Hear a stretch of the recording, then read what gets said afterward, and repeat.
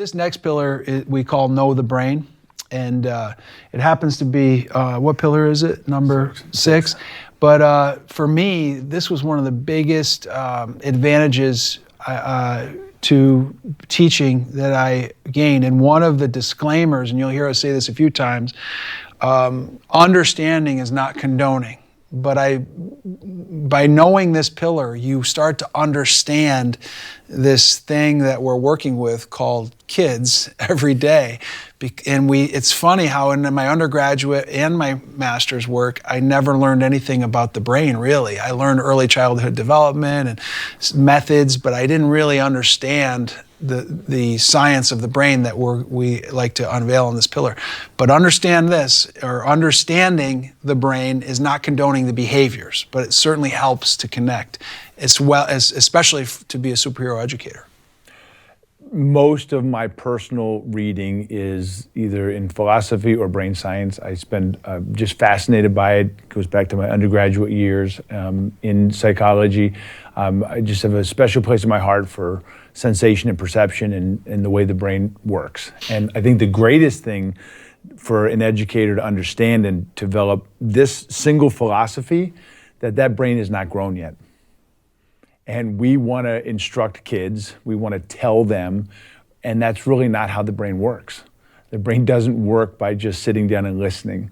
The brain lights up like a Christmas tree when it's moving, when it's in motion. Mm-hmm. And a lot of the work that we do, which certainly we can't get into here, is around movement, and it's about kids practicing and spaced repetition.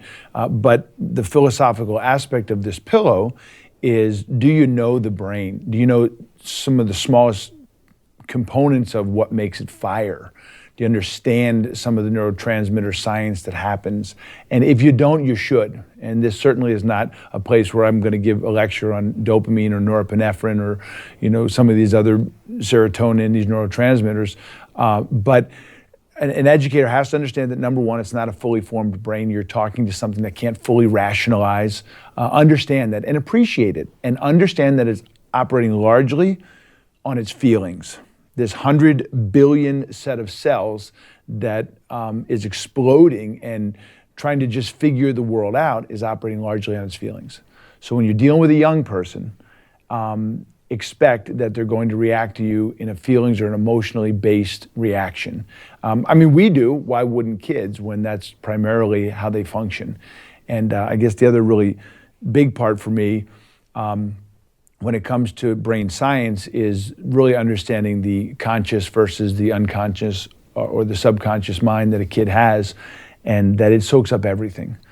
Some of the best brain science says that up to 99%, but something like 97 to 98% of all of our conscious decisions today are made truly by our unconscious or our subconscious mind. And you have to understand, especially dealing with a kid, that he or she is going to be operating on reactions based on neural firings that happen seconds before they actually think about doing something. I think Leibniz was the psychologist that in the 80s that talked about the readiness potential, that you can think about doing something, and the moment that you think about it, fractions of seconds before, neurons began to fire before you even actually consider doing it. So most of the time you're not even in control. Kids aren't even in control, and we want them to be in control, is I think the whole notion of understanding how the brain works for a teacher. Yeah, for me, like the application of it is like, it actually, the more intimate I got with the brain science, the more challenging it was to team teach or to co-teach, because I spent some time with someone teaching middle school, a good teacher, someone probably scores highly effective, but consistently they would say things like, they never listen. And they would say to the kids, don't you ever listen? I just said that. Like that was the response. Mm-hmm. And I think that a lot of teachers out there probably can empathize or can remember. And in my mind at that time, when I was starting to really understand the science, it's like, it's age inappropriate to expect them to hear something one time and remember it. Mm-hmm. It's age inappropriate to expect 8th graders to do something you tell them to do the first time. Mm-hmm. It's just not an age appropriate expectation. Now that's not a sign of their intelligence. It's just that 50% or more are probably tuned out if you're just lecturing them. So for me, you know, that was one of the revelations that I had with like all these people that have age-inappropriate expectations of, you know, unformed, immature brains. Yeah, I think Eric Jensen, who's a brain researcher and educator, says when teachers say pay attention, it just means ignore more interesting things than me, basically. So it sounds like you're saying two educators know the brain, meaning it's not fully formed. The kids are reacting with emotion, and we need to be aware of and mindful of that in order to help them. But how do we help them activate their ability to regulate themselves and be in control?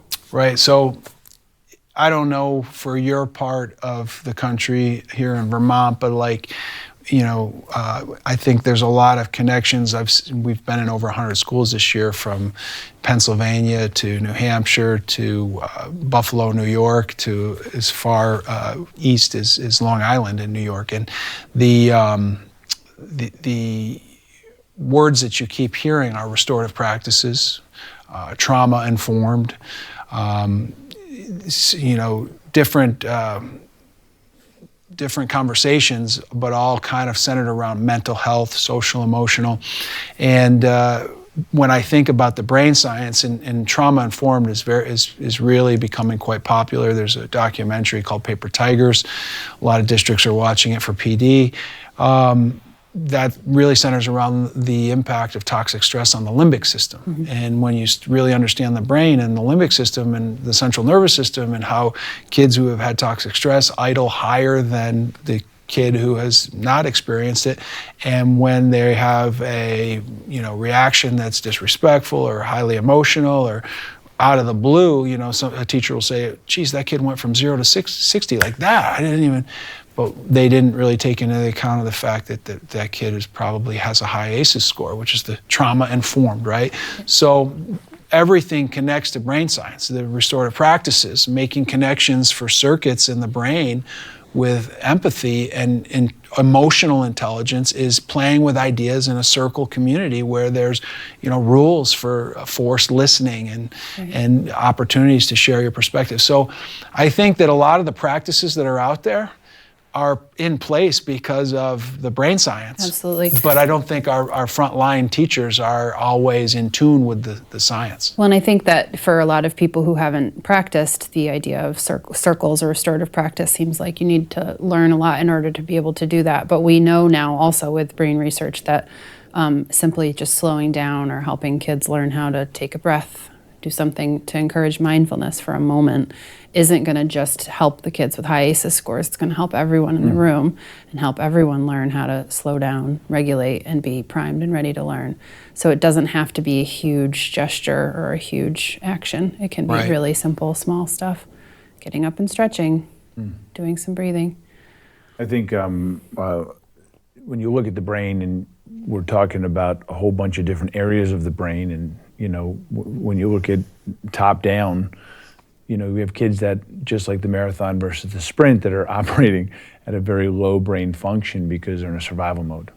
And understanding that you're going to be dealing with kids that are just trying to survive, and the cortisol levels are through the roof. You're certainly going to have to understand that kid's brain and deal with that kid different than a kid who's trying to plow through and has a wonderful stress-free life to some extent, but is in massive crisis about their friends because they hit a certain age and their brain is supposed to run a program that's supposed to dislike its family and gravitate to a new pack. I think the thing that I continue to reflect on, and also this has been my experience, is that some kids who are living in chronic stress don't know that they're living in a stressful situation. The brain and the human child regulates or makes normal whatever their situation is. So you might be going home to chronic stress, but you're actually feeling pretty normal, even if the cortisol is really high. So there are lots of things that we can do in schools where it might be the only place where the student has a chance to learn how to regulate and slow down.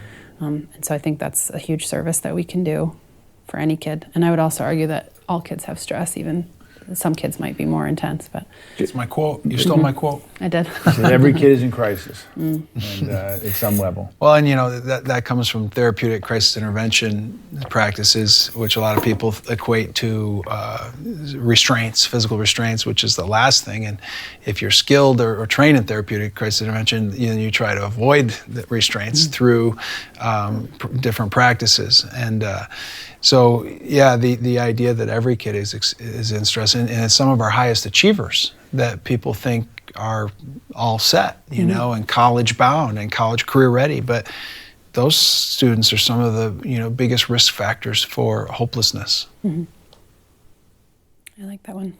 And just philosophically, to kind of round it up, it has to become part of an educator's philosophy, the brain science, and I think it's off the charts now, and everyone talks about brain science, but if you don't really understand it, and that's the funny thing about the brain, and I mentioned this earlier, that you can look at the body and say, that kid's ready for this sport, it's not ready for that sport. And I think John Medina, who wrote a wonderful book called Brain Rules and Attack of the Teenage Brain, which is a new one he has out, it says there's this dual systems model, that the brain is just like the physical body, like some brains are ready for certain things and some aren't. Especially based on different stress and environments and experiences that it's had. So it's a marathon, not a sprint with this one too.